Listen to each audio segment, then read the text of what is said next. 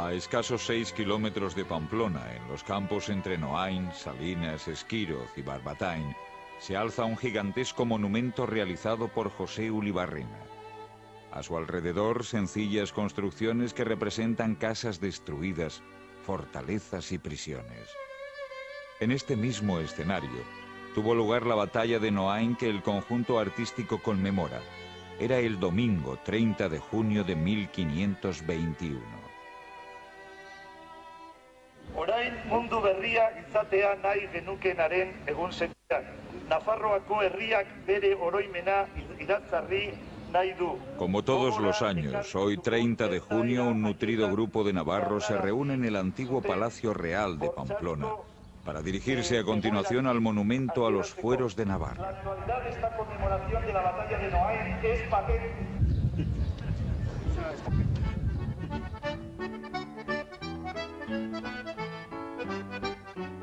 Tras el homenaje que realiza a los fueros, el grupo comienza a pie una marcha que durará 2 horas hasta llegar al lugar donde se desarrolló la importante batalla de Noain. Una batalla que todavía hoy es objeto de polémica y de la que se desprenden diferentes versiones e interpretaciones históricas.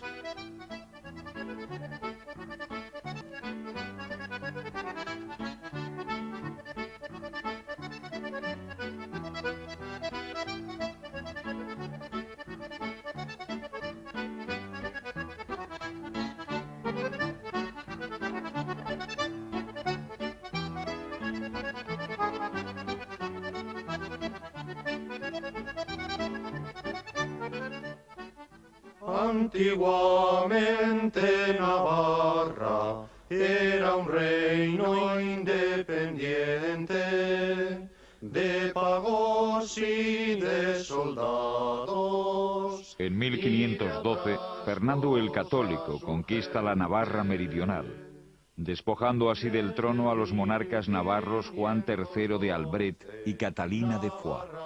Se unió a Castilla sin abandonar. Hay unos motivos, en modo alguno, legales, porque se trató de una usurpación, pero eran los tiempos de Maquiavelo y entonces todo medio estaba justificado para una conquista militar armada, en su opinión. Pero había unos motivos, claro, evidentemente estaba haciéndose la unificación territorial, nacional, tanto en Francia como en la península ibérica. Aquí Fernando e Isabel se habían casado, unión de los reinos de Castilla y Aragón, se conquista el reino nazarí de Granada, falta Navarra, que está en un portillo del paso crucial en el Pirineo, y naturalmente en una tensión militar como estaba con Luis XII y Francisco I después de Francia, interesaba enormemente asegurar la posesión de Navarra.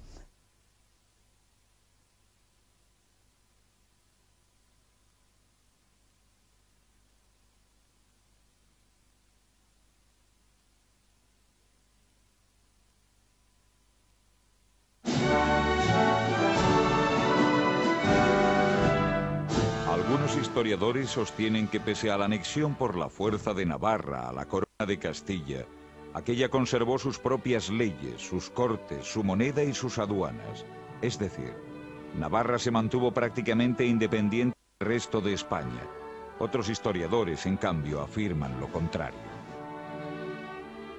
¿Es un pacto? ¿Es un acuerdo? Sí. En la misma medida que es el Tratado de Versalles, en el que las potencias aliadas imponen a Alemania lo que Alemania llamará un diktat. Aparte de esto, es cierto que las instituciones de Navarra van a afirmar de continuo que Navarra es algo diferente a Castilla. Las propias instituciones navarras dirán siempre: tenemos el mismo rey físico que Castilla, pero diferente rey legal. Bien, esto es la teoría. En la práctica, Castilla, desde luego, se introdujo brutalmente en las instituciones de Navarra. A través de la Iglesia, con la capacidad que tenía de nombramiento de obispos e incluso de intervención en el nombramiento de abades, los reyes podían influir en las cortes, puesto que la Iglesia era uno de los brazos de las cortes. Luego desarticularon totalmente la Cámara de Contos e interfirieron también de una forma brutal el Consejo Real. A mi espalda se halla el Palacio Real de Pamplona, que fue la sede de las máximas instituciones del Reino de Navarra hasta el momento de la conquista. Pues allí se encontraba el rey, el Consejo Real, la Corte Mayor, también las Cortes de Navarra, y era en realidad el asentamiento del máximo poder y de la representación de la soberanía de la Corona de Navarra, tanto en el Reino de Navarra como en el conjunto de sus estados. A partir de la conquista son desalojados estas instituciones del edificio y en el mismo se instala el virrey castellano para mantener el ejército y dirigir el ejército de ocupación, que ya se instala de forma permanente en Navarra.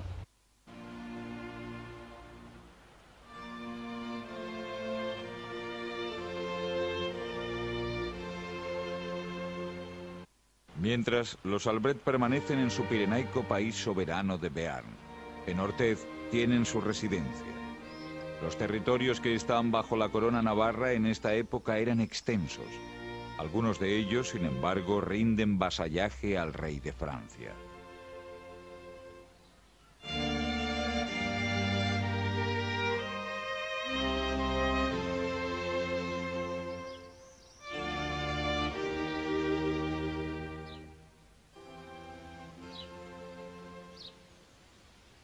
Garaietan, Nafarroako erreginek, hau esan Alfred eta Katarina de Foix, noski bazuten ultrapuertos deitzen zen lurraldea, gaurko Baxe Nafarroa, hori azken batean zen Nafarroko erreinuko zati bat besterik ez, eta bestalde zuten Bearn lurraldea, iparraldeko auzoa, subiranoa zena, bere parlamentuarekin, eta ere bai Albreteko lurraldea, Gaskuñan, eta Bigorre eta Foix. Baina, esateko da, bai Bigorre, bai Foix eta bai Albret lurraldeak ja Frantziaren menpeko zirala. Beraz, geratzen ziren, batez ere geratzen zen Bearne errege horien eskuko. Eta beraz, Nafarroko erregek ez zuten beste biderik Bearnera joaitea baizik. Bearneak, nola esan dudan bezala, bazuen bere subiranotasuna eta bere parlamentua, estatua deitzen zana, handik antolatu zuten. Egia esan oso gutxi. Gero, 1550ean, espainolek utzi zutenean Baxe Nafarroa, egituratu zuten beren erreinu berria.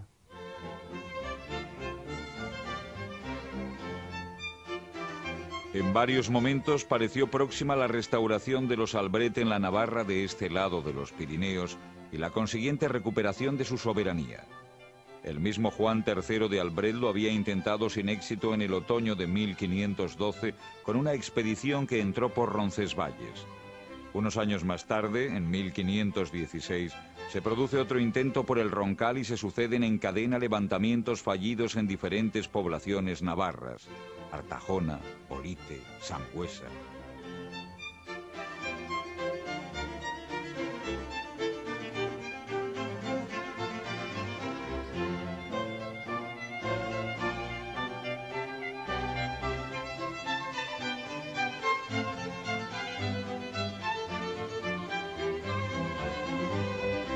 Los intentos diplomáticos entre Carlos I, heredero de la corona de Castilla, y Enrique II de Albret, heredero de la de Navarra, acabarán también en fracaso a la hora de pactar un acuerdo sobre el viejo reino. Carlos I se negaba a devolver Navarra a un joven, en su opinión, mediatizado por el monarca francés Francisco I. En la cuestión navarra incidía por tanto también la pugna por la hegemonía europea entre España y Francia.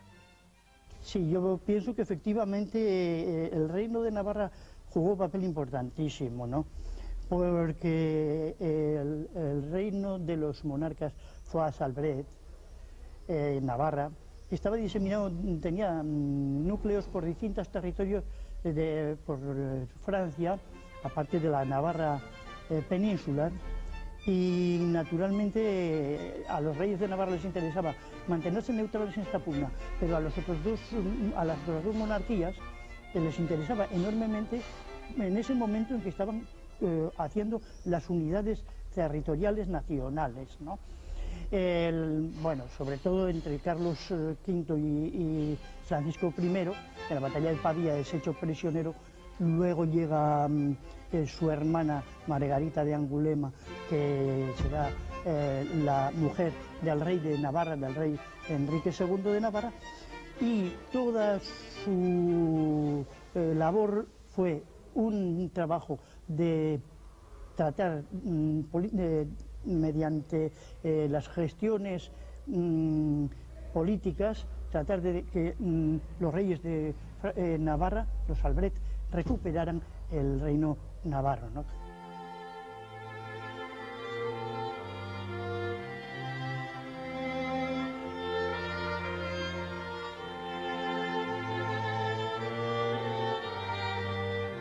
La tensión entre las futuras reforma y contrarreforma de la Iglesia tampoco está ausente en la Navarra de estos años y de los posteriores. Otros historiadores destacan igualmente en esta época el enfrentamiento entre dos modelos de Estado.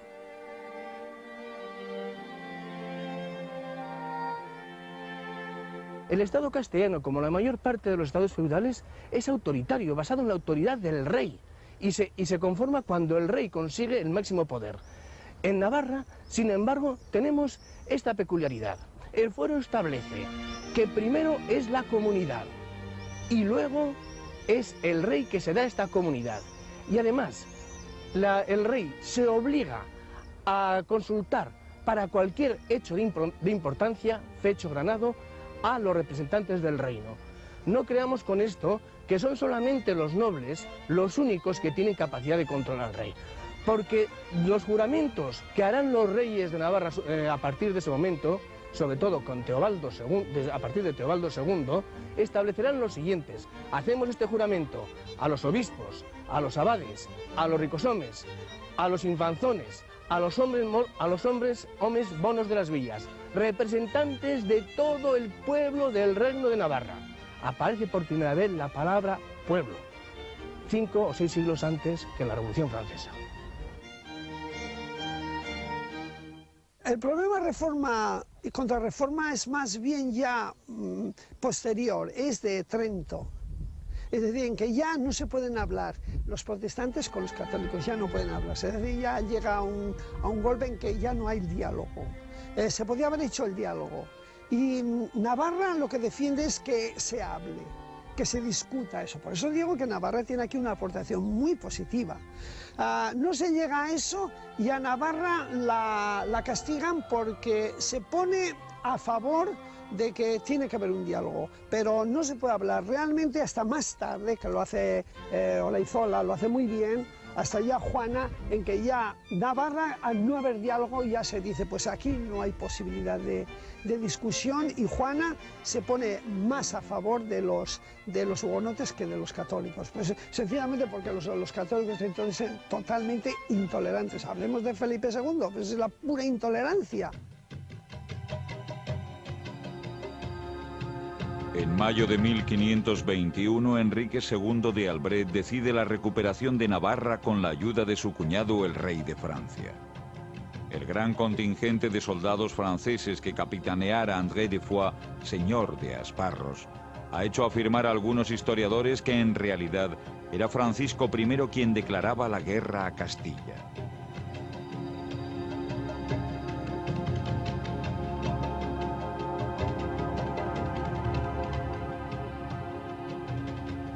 Ateratzen dira Ortezetik, Bearnetik, hemen gauden leku honetatik, eta laguntza ematen du frantses lehena Frantziako erregea, hain zuzen ere garai hartan zen Nafarroako Henri Albreten kuñadoa. berak ematen ditu 300 bat gizon, eta bestalde elkartzen dira 5.000, 7.000, ez dakiku zuzen, gaskoin. Eta beren lehenbiziko urratsa da Donibane Garaziren hartzea.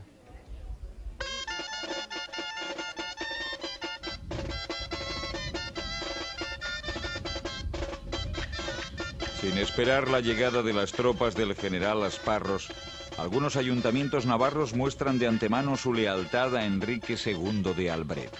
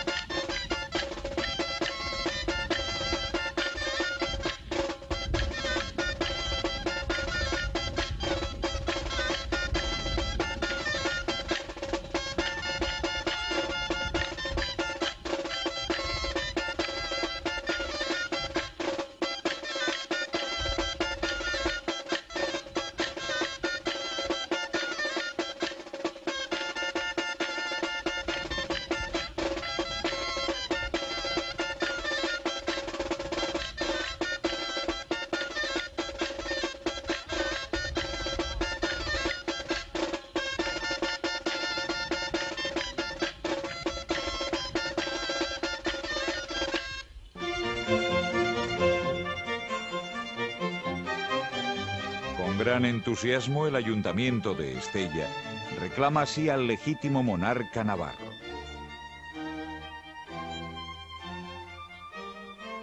Señor, apareced tan solo y veréis al punto armarse para vuestro servicio hasta las piedras de los montes y los árboles.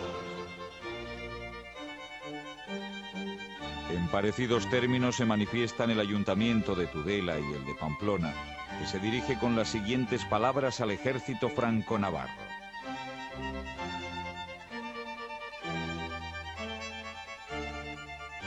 Mensajeros de salvación que de la cautividad, de la servidumbre en que nosotros y todo el reino de Navarra habíamos caído, nos han restaurado en nuestra antigua franqueza y libertad.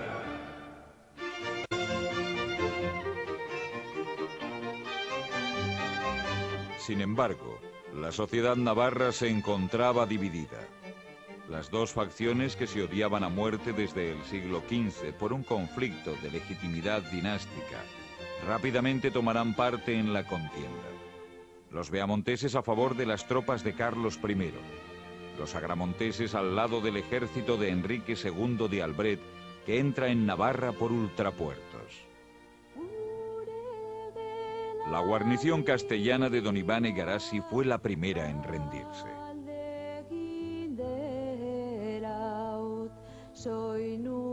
Ocupado Donibane Garasi y el Peñón, en Roncesvalles el ejército franco-navarro avanza hacia Pamplona. Ya en la capital, los defensores de la ciudad son cercados en el castillo situado en los alrededores de lo que hoy es la Diputación de Navarra. Entre los asaltantes se encuentran Juan y Miguel Jasso, hermanos del que más tarde será San Francisco Javier. Entre los que resisten está el guipuzcoano Íñigo de Loyola, convertido más tarde en San Ignacio de Loyola. Íñigo de Loyola será herido en la defensa del castillo de Pamplona y aunque anima a sus compañeros a resistir con la esperanza de recibir pronto auxilio de Castilla y Guipúzcoa, serán vencidos rápidamente por los hombres de Asparros.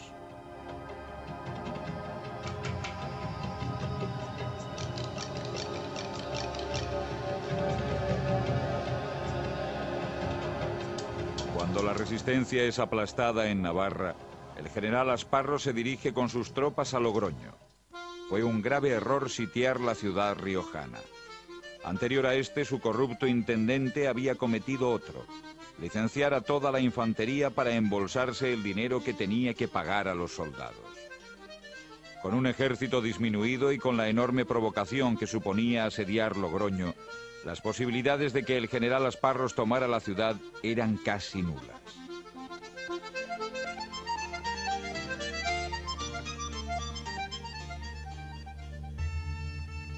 En La Guardia se concentran con rapidez las tropas de refuerzo de Aragón, Castilla y Vascongadas, que acabarán obligando al ejército franco-navarro a levantar el fuego a la capital riojana.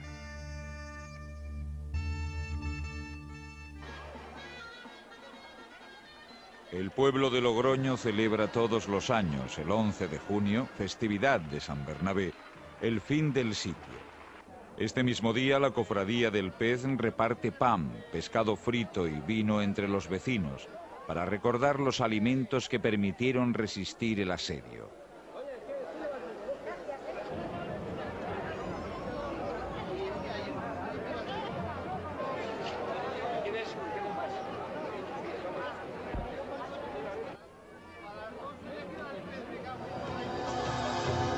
Retirada desde Logroño, el ejército franco-navarro plantó todavía cara a las tropas castellanas, a pocos kilómetros de Pamplona. Será en la llamada batalla de Noain. Se calcula que alrededor de 6.000 hombres perdieron la vida en el campo de batalla. Esta será la última gran guerra que tiene como escenario Navarra hasta el siglo XVIII.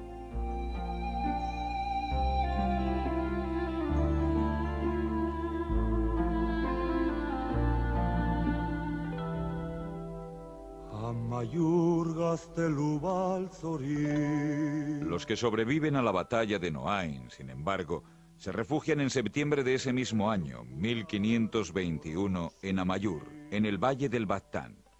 Animados por el abad de Urdax, unos 200 hombres leales al rey navarro, capitaneados por los Velaz Medrano y los hermanos Jasso, se hacen fuertes en el hoy desaparecido castillo de Amallur. La resistencia durará varios meses. El virrey de Navarra, conde de Miranda, reunió tropas y dinero de los navarros beamonteses y forzó la rendición el 19 de julio de 1522.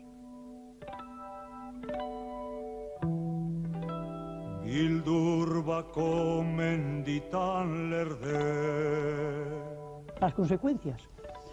Bueno, aparte de las inmediatas, como la destrucción del castillo, aparte de los premios otorgados a los navarros que ayudaron al virrey en la conquista, están los castigos que recibieron quienes se salvaron, en fin. Pero esto, diríamos, son las consecuencias inmediatas, pero a largo plazo las consecuencias fueron mucho más importantes y ni más ni menos, yo pienso, la más importante sería la separación del reino de Navarra Norte, que permanece libre bajo el rey Enrique II, casó con Margarita de Navarra, padres de la célebre Juana, y el reino de Navarra Sur.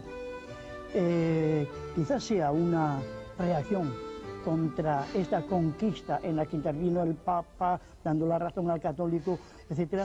Quizás fuera una reacción, la opción calvinista de la reina Juana de Navarra. El último intento de reconquista del reino de Navarra tiene como escenario Fuenterrabía. El 18 de octubre de 1521 el ejército de Enrique II toma el castillo de la villa.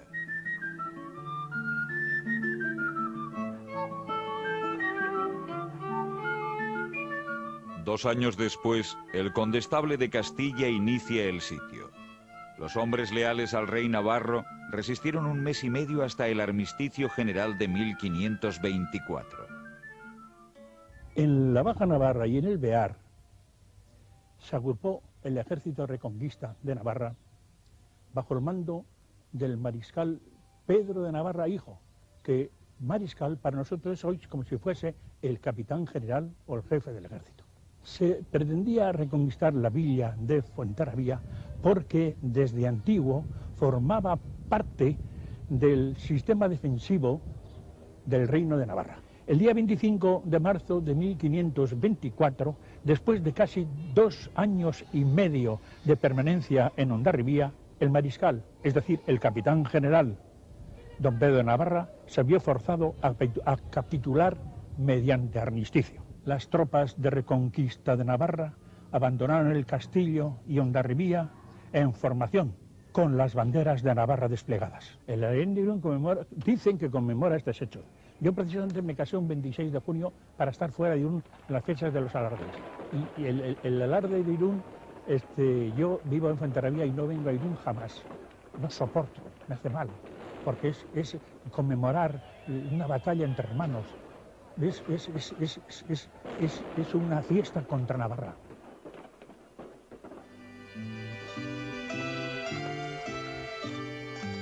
Los fracasos de Fuenterrabía, Amaiur y sobre todo el de la batalla de Noain, que vemos recordar en este acto celebrado el 30 de junio, pusieron fin a las esperanzas de los Albret por reconquistar parte de su reino. Mantendrán, eso sí, Baja Navarra. Con posterioridad, los Albret optarán por el calvinismo y su corte, instalada en Pau, será un importante centro cultural del Renacimiento. La separación de Baja Navarra del resto de Navarra será ya definitiva. Para los bajonavarros, esta será la peor consecuencia de los hechos históricos acaecidos tras la derrota en Noain.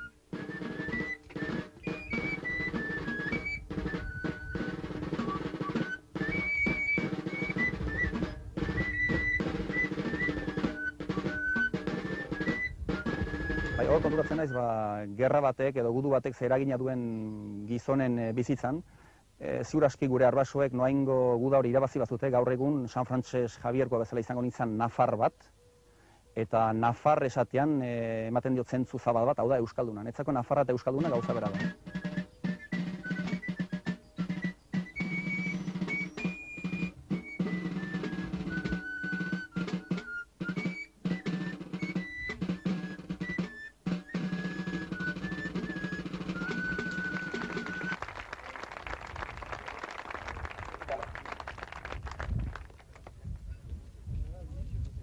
Estos hechos tienen una trascendencia, además, que trasciende la época, porque precisamente en ese triunfo de la Reforma se ponen las bases de lo que luego ha sido el pensamiento de la Europa moderna. La libertad de conciencia, la defensa de las lenguas nacionales, el respeto a las minorías, la Unión Europea, son postulados que Navarra los mantuvo en aquella época del siglo XVI.